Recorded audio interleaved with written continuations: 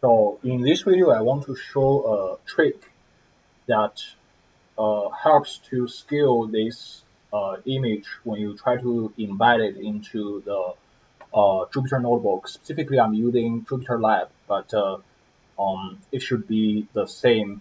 It's not a perfect solution, but it works for me. So essentially, if you have a picture that is this, and then you try to copy it into the Jupyter notebook directly, right? You insert a markdown cell, and then when you copy this in, it will display as attachment. However, one thing is that sometimes this capture would be too big. Actually, if you feel this is too big, and if you want to make a smaller one, right? Um, this gives you nothing to modify. So one potential solution that posted online, uh, I think is I searched on the Stack Overflow. It says that we can do something like this, and then use HTML and then just replace the attachment.png here. And I tried this; it actually doesn't work for me. Um, okay, I have to change it to Markdown. But this one doesn't work for me. It will display like this. If you are encountering the same problem, right, this solution doesn't work. Uh, and the way that I do it is essentially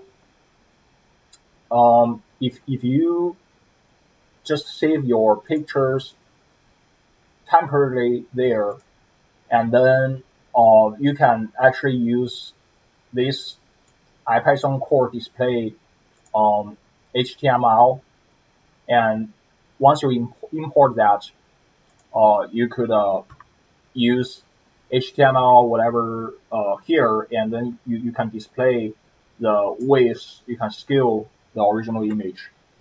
Um, in my case, this display at 60%, and if you change that to 20%, it would scale it to a much smaller size. And mm, if you scale it to 40%, right, it will be this much. And I think 60% is pretty cool for me, so I would leave like that.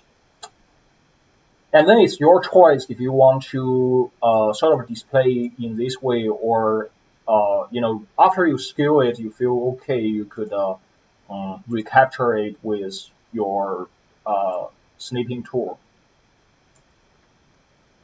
and then you could embed it anywhere, right?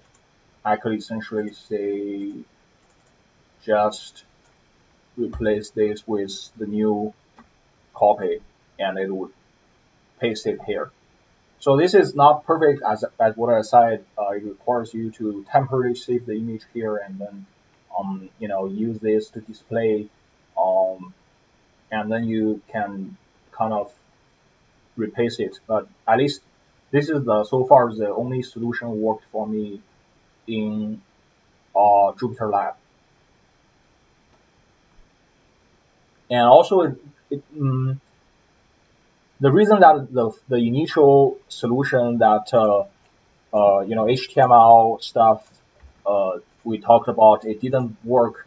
Maybe it will work for you, because I actually run this Jupyter Lab inside a container, Docker container, so you can see my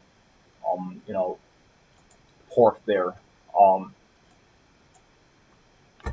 that's it.